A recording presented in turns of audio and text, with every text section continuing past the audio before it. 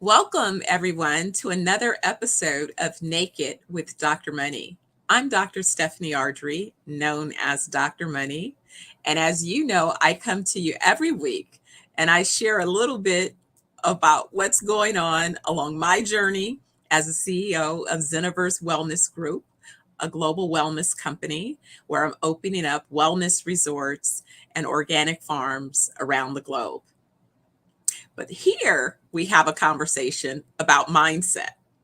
So, as usual, we talk about mindset, motivations, and manifestations. And as you know, I love to take my guest through this journey. So, I'll usually present to them the question of their mindset. When did they first realize they had a particular mindset?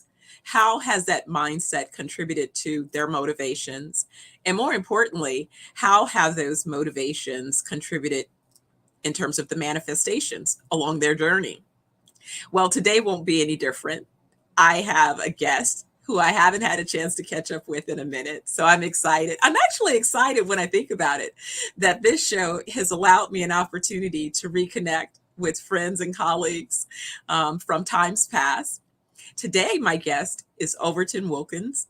And Overton and I, whether I want to acknowledge it or not, we go back over a few decades. Because when I think about the fact that my son Sterling, who is 27 now, was not even a thought when I met Overton. I met him pretty early along my journey when I had recently relocated to Los Angeles.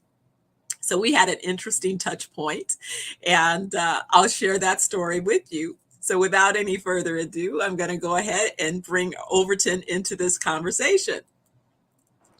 Hey, Overton, how you doing? I'm fine, Steph. How you doing? I'm good. I'm good. Good to see you. Good to be seen and good to see you again. Like you said, we had been out of touch for a minute, but until you said that about 27 years, I just said, wow. I felt you 27. That's unbelievable. But And it is time marches on. That's one thing about time. It waits for no one. It waits for no one. And Sterling wasn't even a thought at the time that you and I met. Nope. You know, I sort of feel a little bit like that same point again, because at that time I had taken on a big opportunity and launched and expanded my agency. And, that's how we met on the advertising side of the world. Right. And that really was the process and the impetus to the company that actually I've created now and launched. My legacy business is what I call it. ZenoVerse Wellness Group has been a long-term dream. And so when I left advertising, I went into real estate development with the desire to develop my own properties and communities and be able to create those types of permanent structures, so talk about having a mindset, right? That's It's been mindset. a long journey. But you've been on the same trajectory, so that's good. Yes. Well, what I prayed for was that a couple things would be accomplished. One, I would get Sterling out the nest. And number two, that I would still have the energy and the desire to go through the pains of birthing another startup. Because, I think it's sort of like giving birth to a child when you birth a new business. And I think that every mom sort of forgets when they get pregnant that you do have to deliver that baby and that part. And so I liken raising capital to that final delivery process, which is the painful part of launching a new business is, kissing all these frogs, trying to find your prince or your princess, the combination of those folks. That's so true. So true. Absolutely. So what have you been up to? Well, I'm still in the advertising business. I've been in the advertising business for over 27 years, and it's been a journey. I tell people all the time, I come from a background of entrepreneurs. My dad was an entrepreneur. He owned alcohol beverage locations, otherwise known as in the East Coast liquor stores.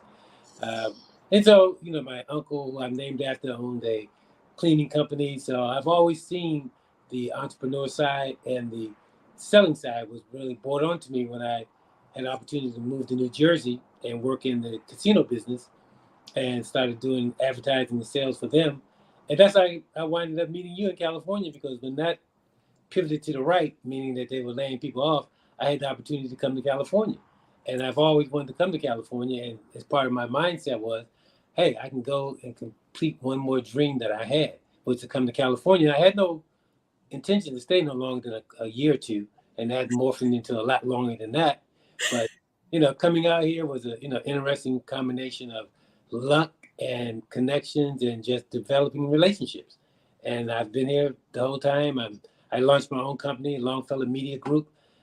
Basically what we do is that we help small to medium-sized businesses get into the digital world and show them how to do the digital world along with the traditional advertising like radio and newspapers and all the other types of advertising that people can use that fits their, number one, their budget and fits their objective. So that's what I've been doing so far. It's been fun, and like everyone else, we've suffered through the pandemic, and we're now coming out of it. We could always use more clients, but just the feel of just getting people into the right, you said, the right mindset of what they need to do to move their business ahead. And that's what we do. We basically, media consultants to them to show them, how do I get my business? What do I need to get my business up and going? And then we just try to use the type of advertising that would help them and not hurt them in their budget. That's what we're doing now. Excellent. Well, definitely, businesses always need help. We're going to be adding support in that particular bucket. So we'll definitely have a conversation with you. As I mentioned, ZenoVerse on the wellness side, we're in the wellness resort business. So I have wellness resorts and organic farms around the world. And I'm launching in Jamaica. So I have about 8 locations that I'm working on closing in Jamaica, as well as a honey farm just outside of London. And then I have about 10 more locations in the pipeline, 5 in Africa, different countries, Cyprus, 2 in Italy, and on and on and on. Oh, wow. You have to have a very strong mindset, because that is a lot of work to be done. Well, I'm getting tired just listening to it. I'm like, ooh, I'm exhausted. Well, that's why I said is that this was a long game, and so if I describe, who I think I am in terms of this iteration, is I sort of see myself as the Hilton Corporation for wellness, where I have both business owned properties, as well as we'll have licensed properties, because I have a bucket of intellectual properties. I'm in conversations to do a license model where we license the spa for some other hotel owners and operators. And in some cases, we'll flag other properties with our brands as they become established and known brands. And I've created some outstanding brands. If you ask me, my 420 wellness brands are like your W hotels. They're boutiques. They're either located on like an organic farm or a beachfront property. So they're really funky and fun. And for those that are curious about medicinal cannabis and psilocybins, that's definitely the brand to check out. And then Amani Haba is more of my kind of corporate brand. That's sort of like your Four Seasons. So we have a little bit larger footprint for those properties. And then my ultra luxury brand is called Turquoise. And that's where we deal with more of kind of the, high-end CEO, celebrity types. And for my first iteration, Turquoise will be a ground up development. So the real Turquoise won't come online for about, 5 or more years, because I think I need about $1 billion to build it the way that I want to build it. If you're familiar with the Hard Rock guitar in Florida, I've got a real off the, chart design for Turquoise. But I'm doing an iteration called Turquoise Villas. And I found a couple locations that meet the standard of what a turquoise villa would look and feel like. So I'm excited. Wow. If I can be of any assistance, please let me know. Absolutely. You have a lot of things going on there. Absolutely. Absolutely. Fantastic. Yeah. So today we're talking about mindset, and I'm glad that you shared some insight on yours. So tell me, you said that you realized that you had a particular mindset when you found the opportunity to shift from the East Coast to the West Coast. But when do you think that you first realized that you had a particular mindset? And it's a two-pronged question. When do you realize that you had a particular mindset? And number 2, do you think your mindset is the result of your nature, how you were nurtured, or a little bit of both? I think it's a little bit of both, because I have this, people say, you have a gift or you have something that I always tell young people when I'm talking to them, if you love what you do, you never work a day in your life. That's my mantra, because I love what I do. So I don't look at it as work. And since I was younger, which was a while ago, I've always had the ability to sell things into people. Not like you sell people like, okay, you want to buy a television. Just having a conversation with people and showing them what their needs and wants and how I can help them meet their needs and wants. And it just came to me naturally. And I just developed it from selling newspapers, going door to door selling newspapers, to working in my dad's stores and just dealing with customers and dealing with people. And I just had an ability just to speak to people and say, look, let me find out what your problem is. Because see, I have to care about your problem, and you have to care about the solution. And if I don't care about your problems, I can't find a solution for you. So I try to find out what is the main point for you, and I find that point out, and that's just been, I just, people say, oh, you have a gift of doing this. I don't look at it as a gift; it's just something I do naturally, and I just enjoy it. I tell people all the time. They say, when are you going to retire? I say, oh, I'm doing the R&R program. They say, what's the R&R? I said, retirement and repass. When I pass away, I'm retired. That's how I look at it. That's how I look at it. Because I love what I'm doing. I mean, I could do it every day. I mean, I enjoy speaking to people. I enjoy, looking at like you're doing with your baby that you're about to birth, those businesses. And I look at them the same way you said it. It's their baby. And how do you want to grow your baby? Your baby has to crawl before it walks. It has to walk before it runs. And a lot of people want to go right from the birth to running. And it doesn't work that way. It's a process. And I try to show them using the media how that process works, because everyone wants to be the McDonald's. And I tell them every day, McDonald's has a lot more budget than most people have. And McDonald's advertises every day to stay top of mind. And that's the most important thing in advertising, is staying top of mind.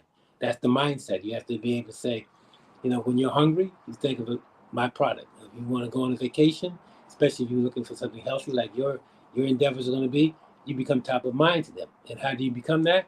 People like me put that message out there and try to find that core group that is looking for that, because everybody's not looking for it.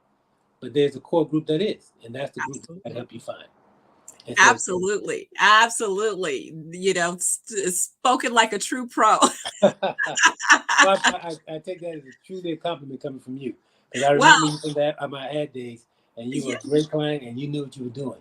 And some of the people, they think they know what they're doing, but the media business is kind of tricky, especially nowadays with all the new nuances that are coming online, like the AIs and all the other, different types of Google reach, and just a variety of things that's out there now that's commanding eyeballs. And trying to get people to look at your product when there's so many things out there that distract them is the hardest thing to do. And that's what our company do. We're a boutique media company. I mean, basically what you said about being what we call it, white label. That's what we call it. We do the marketing for you. We do all the grunt work for you, and you get all the credit. That's how it goes. People say, "Oh, that was a fantastic promotion you put on. That's a great commercial I ran," and you take all the credit for it. And we do all the work behind the scenes to make you look good, and that's what we try to do every day. And we don't need the praise. We don't care about the praise. We just care about you tell someone else, and then that person comes and does the same thing with us. Well, that's the same thing that I did in advertising. People used to say that at the time that I came on the scene, there were some folks that did a lot of self-promotion, and I did very little of that. I was more about representing my clients. And, it wasn't me and the client, it was the client, That's what people in my business fail to realize. It's always the client. It's always the client. Always the client. Nobody, you see this commercial on TV right now, you think it's McDonald's did, or you think it's Ford. No, it's people like me that put those things together, and Ford and them take full credit for it, which they paid for it, so they can take full credit for it. And there's no problem with it. That's the mindset that I have. I mean, I just have a mindset of service, just providing service. And I learned that a long time ago, how to provide service to people, from being, like I said, selling newspapers, making sure you put the newspaper in the door, or put the newspaper on the front porch, or put the newspaper in the mailbox. Everybody wants it different. That's part of the service that you do to keep a client. Absolutely. No, that's definitely true. So it's kind of like you sort of addressed it, but I'll just call it out just for say so. Having the mindset that you've had, that certainly has fueled your motivations. That's and right. Certainly along the journey, I say we go through peaks and valleys. how do you think your mindset has sustained you? You know, we know how it is when everything is going great, right? But in particular, have you been able to rely upon from your mindset when things are kind of like, okay, we're rebuilding, or, you know, we have to pivot, or Yeah, things yes. of that nature? Oh, I've pivoted. I think I've pivoted over 15, 20 times. And when I say that, I know I've pivoted at least 3 major times in my life because, like I said before, I started out in the hotel industry business, working in the casino business, and that was one pivot in marketing.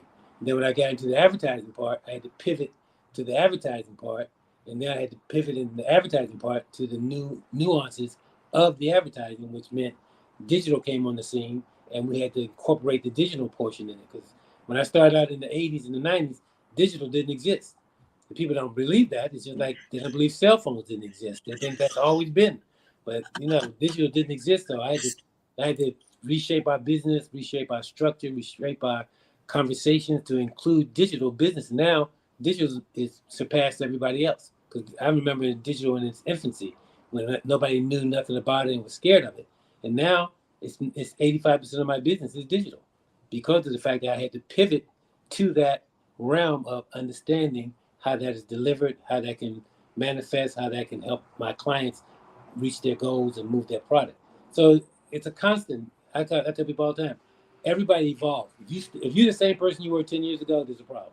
It's a big problem. Because you have to. Yes. I was just speaking to a client yesterday, and I shared with him. He was talking about different things that's going on in the world, how prices have gone up. I said, one thing you have to remember: every day the price of life goes up. Every day. What it cost yesterday, it's going to be more tomorrow. What it cost 3 years ago, you can't go back to that because the price of life goes up every day, and you have to be prepared for that. That's part of your mindset, like you were saying. People have to understand that nothing's going to stay the same. Everything evolves, everything changes, and you have to be open-minded and have the capacity to say, you know what, I can change too. And if you do, you can move on. If you don't, those are the people you hear that are complaining and saying the world is coming to, going to hell in a hat basket, as they say, because they're not willing to evolve into the next stage that you have to. Oh, it's so true. It's so true. And I too remember I was on my way thinking that I was, on the way out of the advertising business just as the business was beginning to become digital. And with my tech background, initially I considered it for a second, but I really knew that I wanted to transition into real estate. Especially, and then when my mother died unexpectedly, that was the final it's like, okay, I really have to learn this business because I love the asset class. And so I didn't really know as much about it because she was the one that knew real estate. So I didn't have to know real estate. I could be brilliant and make money in advertising. And then I was going to have her, help execute and build a portfolio. So I had to learn, and it was a big kind of scary thing to take the risk to start all over. I remember when I finally got into the USC Ross program, it seemed like that was like a secret society trying to get in the program. But when I finally got in and came out, it was like the best experience, Yes. for me. And I'm so glad that I decided, instead of starting my company, then going to work for an established company so that I could really get an opportunity to do the projects at the size and scale. The reason I could talk about what it is I'm doing now is because my smallest development project was a $150 million project. So I'm saying, hey guys, I figured out how to take 100 million and create 10, of what would normally I would do with just one. Right. So trust and believe I got something going over here, right? Sure But do. as everything in the beginning, when you're kind of early, when you're introducing something to people who don't get the mindset, when I talk to, sadly, most of my folks, they're like, oh, you're planning group events. Yeah, no, how about I own the properties, maybe, Right. how about Right. I'm a developer? Yeah. That's a subset of what I'm doing. That's a way subset of what I Right, do. right. That's for It's you to like, do. That's for you to come in. yeah, exactly. Yeah, you Yeah, book your events at my property. right. That's really how it should be, Yeah, that's exactly how it should. exactly how Yeah, it should that's the mindset. I mean, be. and sadly, so many people don't understand their mindsets and how they have to control it to make it grow, because they get, like you said before, you get knocked down. Well, you get knocked down, you got to get back up. Because everybody gets knocked down. I mean, there's nobody I know that in my business that's had smooth sailing, no problems. Everybody buys from them. No, you can one day you can have like you said, $1 million client, and you're living on top of the world. And the next day they call you up and say, "Hey, you know what? We're not going to be moving forward anymore." What do you do then? Exactly. You have to constantly evolve, constantly. I call it, look for clients and use your research and your contacts that you have just to get people to find out who you are and what you can do. And that's constantly all the time. I see so many young people I deal with now, and their whole goal is to be famous. And I tell them all the time, I said, famous, I call it TikTok famous. I said, you want to be TikTok famous? I said, that's not something you should put your mind. And I don't never derail their dreams, but I just try to ask them, what happens if plan A doesn't work? Do you have a plan B? And then on top of it, do you have a plan C? Because see, plan A and plan B are what you think about. Plan C is what the man upstairs has for you. Because he can always throw a wrench in it. And you think you're going straight ahead. He said, you know what? I think I'm going to throw this wrench in it and see if you can handle that. And if you can't handle it, then he knows you're not ready for the next step. So, like you said, that part. Yeah. I'm a big believer in that. I just believe in the fact that you never know what can go wrong. So it's always best to err on the side of it going wrong. And that's not pessimistic. That's just being strategy-wise, because anything can go wrong. Just like the pandemic happened. So many people didn't think nothing would happen to their jobs, nothing would happen to their businesses, anything like that. And the pandemic happened. And just like that, people's businesses shut down. And one thing about it, shutting down a business is easier than starting it back up again. Sure. Absolutely. It's a heavy lift. It's a heavy lift. And especially if you have been pushing and you finally got some momentum. It's hard to restart those engines a lot of times. And it's not your fault. Sometimes the people who you were doing in the building with, their businesses tapered off. Absolutely. They lost what they were doing. So now it's a roll down effect. It rolls down the hill on top of you. And so you have to be able to pivot, like you said, and say, you know what can I do to get this business back up? Or what avenue could I go into to enhance my business? Or what can I do to propel my business to more people? And it's just a matter of just putting your nose to the grindstone and using your past, what you've been through, to help your future. Because everybody doesn't realize that the past that you went through is going to be helping you with your future. So that's why they always tell you, never talk about people on up the way ladder or go down and never see them again. Keep those relationships, because you never know what side of the ladder you're going to be. And it can happen no matter, in a blink of an eye, it can happen to you. So it's just a matter of just keeping those relationships, however you keep them. It is so true. I mean, it is so true, not to burn bridges, because you never know. You never know. You never know who's in a room that you might not be in, and your name may be mentioned. And so you never know how those conversations will go. or someone mentions something and someone says, you know what? Stephanie can do that for me. I know someone who can handle that for you. Just like that. And I've got more business that way than I have through any other means for what I do. And that's how I look at it. I'm just, I know you said in mindset, I drove across from the East Coast to the West Coast. And the whole time I was driving across here, I didn't have a job. I didn't have anything solidified that I was going to do. I just had made up my mind that I was done with this and I wanted to try something new. And that was going from the East to the West.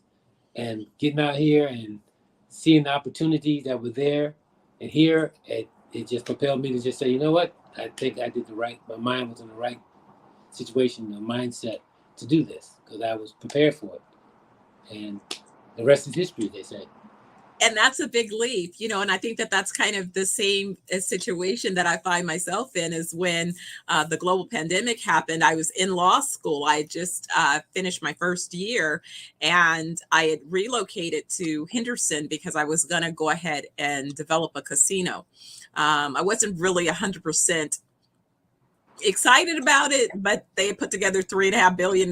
So it was like the first money I had to go ahead and launch my own development company. So let's go with it, right? Totally. But thankfully, the pandemic happened and everything shut down. And before it happened, I really had done an assessment once I really understood where the casino was located. And I just said, you know what? I'm not doing it. And I was having a conversation with God. I was like, look, I waited this long. I've given up everything else that I had. There ain't no way that I want casino to be my legacy business, hurting people. Like, that's just not for me. Somebody Right. else, that could be their business. But for me, it just is not how I want to live. I was like, I don't even like casinos. And truthfully, when I come to Vegas, I hadn't even put a nickel in a slot machine. Like, it's not even a place that I want to be. You know what I'm saying? So it's like, why do I want to have a $3.5 billion noose around my neck? And hate going to work every day. Right. But I'm with you on that. People don't understand that you have a choice. Every day you wake up, you have a choice. Now, if you work in a job, and I tell people all the time, I've worked jobs I didn't want to work, but they helped me move to the next level. But you have to find, like I said before, if you love what you do, just find something you love what you do, and you won't feel like it's work. You get up every morning without the alarm clock. Oh, I got to drink coffee. I got to do this to get motivated to go. Not if you love what you do. I tell people all the time, I say, pick out one thing you like to do every day. And then pick that out and say, if you can make a living doing that, would you do it? Yeah, then that's what you need to be focusing on. Find something you love to do. I think most people you see who are successful in their businesses or whatever their endeavors may be, they love what they do. Just like you just said, you didn't want to wake up every day going to the casino because that's not in your heart. That's not in your. Imagine if you had to do that for 20 years. How it would drain you, and just still you'd be one of those people sitting in retirement going, I hate it every day at work. Who wants to do that? Who wants that legacy? Like you said, who wants that legacy? That's why I tell people, my retirement is my repast because that's when I stop working. The Lord gives me the ability to wake up every morning, get out of bed on my own, and do what I can do. I'm going to do it every day because I enjoy it. I enjoy talking to people. I enjoy, talking about their products and how we can move it, and just sharing my experience with them. I enjoy it every day. Every day I enjoy it. Excellent. That's what it's all about. And so I guess when we say then manifestations, that those efforts between the mindset and the motivation, then that has created all of the manifestations. So pick up where you said you made the trek across country. You didn't have a job in mind, yet you went for it. So then what happened? What manifested? Well, I knew about two people out here. I had one good friend that I knew from the casino business who was already out there. And I just said, okay, I come out for a couple of weeks and then I'll go back, back to the East and, get back to work over there. Well, I went to an event with him and I met the president of a radio station. And they said, we just had a conversation, just what do you do? Where have you been? Where you from? Just a mundane, I call cocktail chatter. And next thing I know, how people pass business cards back in those days. She called me up and said, would you mind coming to the office? I want to talk to you. I'm like, okay. I'm just thinking it's part of the whole social dynamic. But I went there and we had a conversation, and next thing I knew, I was working for the radio station. And that was, as you say, manifesting, that manifests everything I've done in California since that day. It was that started right there. And I had not been in the radio business. I've been in marketing and sales, but I've never been in the radio business. So that was another pivot to learning that nuance of that business and, developing it. People say I mastered it. Well, mastering something is all in how you look at it. I grew to understand it very well and knew how to make it work for my clients. And after that, the next thing I knew, I had an opportunity to leave the radio station and go work in Costa Rica for a year, running a radio station down there, doing the marketing and advertising for them. Didn't speak a word of Spanish, but I was down in Costa Rica doing that job for a whole year and came back. And that's when I developed, I said, you know what? I think I can start my own business now because I've seen the front end, the back end, the sideways. And so I started Longfellow Media Group. And what we do now, like I said, we're a boutique consulting firm that basically sits down with clients and tries to show them how to move their businesses and what best avenues they should take and what their budget should be and what they should look at the return, things of that nature. And that's what we do today. We do it every day. I And love it. that's how I got to California. I tell people all the time, the East Coast people always ask me, when you coming home? I keep telling them, next month. I'll be back next month. And that's been almost 29 years. So I haven't quite got back there yet.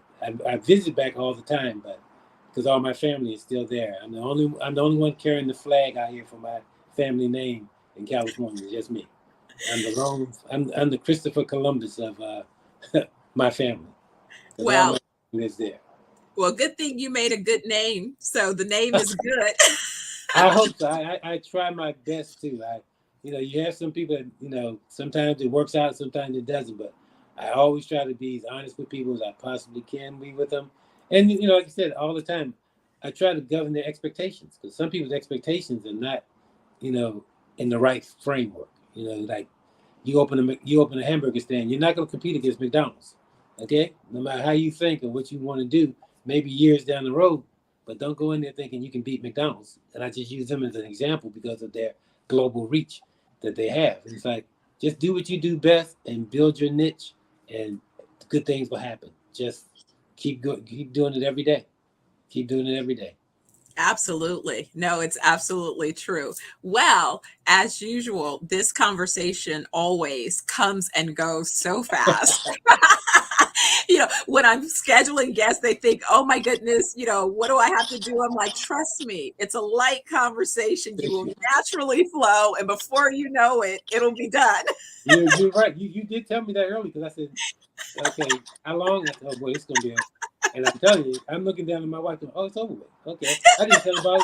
I didn't talk about. No, never mind. See, it wasn't even painful. See, No, I said it wouldn't hurt. It really didn't no, hurt. you did. You've been telling me, and I have to admit, I was remiss in not doing it early with you. And that was a little bit of fear and a little bit of conflict of just scheduling. But now that I've done it, I'm like, oh, this was, you said, it was painless and very informative. And I hope you get more guests and more people to come into your podcast to hear what you have to say, because you are very, very good, and you're a very good person.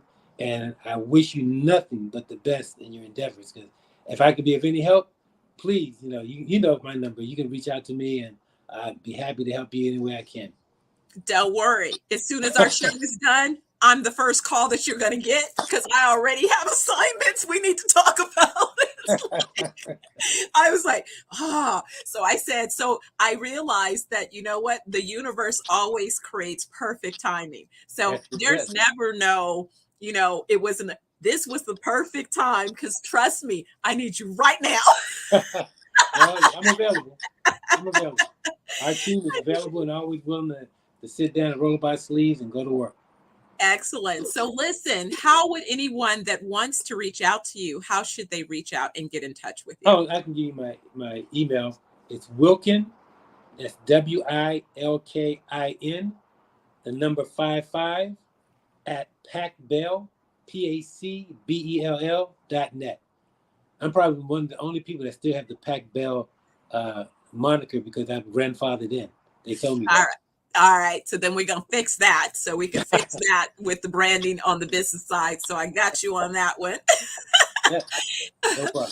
All right. Fantastic. Well, Overton, just like I told you, I'm glad that you came on and had an opportunity to chat. I'm looking forward to being able to talk offline about some opportunities that I think I see some great opportunities for collaboration, and I definitely need your expertise and guidance right at this particular juncture, in everything. So where we are. So I'm looking forward to that. And are there any last nuggets that you'd like to share with anyone listening, just around this whole idea of, why mindset is so critical and how it really does underpin everything that you're going to do? Yeah, I go back to what I said very early in our conversation. If you love what you do, you never work a day in your life. And that's the mindset you have to carry with you as you go out into your business world, or to your creative world, or your entrepreneur world. You have to be in your soul something you really enjoy doing. Otherwise, it's nothing but work. That's all it is. And everybody works, but the people who love what they do, they're not working. They're enjoying their life and enjoying what they want to do. So that's the mindset I would like to leave with people. Just find your niche, find what you love to do, and just do that and be happy, because life is short and life can be fun. But if you don't, and otherwise, it can be just work. And we all know work ain't all that fun. Absolutely. Well, thank you again. Thank you so much for joining me. And I will catch up with you after this show. Thank you very much, and I look forward to it. All right. All right. Bye-bye. Bye. And so, everyone, I hope you enjoyed my conversation with Overton. Like I said, Naked with Dr. Money is just that, an opportunity to have a behind the scenes conversation about mindset, motivations, and manifestations. And I hope you enjoyed this conversation. And guess what? If it's Wednesday, if it's noon, Pacific Daylight Time, it's time for Naked with Dr. Money. So please mark your calendar, and I hope you'll join me. I broadcast and the show runs on LinkedIn, on YouTube, and a few more channels out there. So check me out. All right. And I'll see you next Wednesday. In the interim, or until then, be well. Okay. Take care.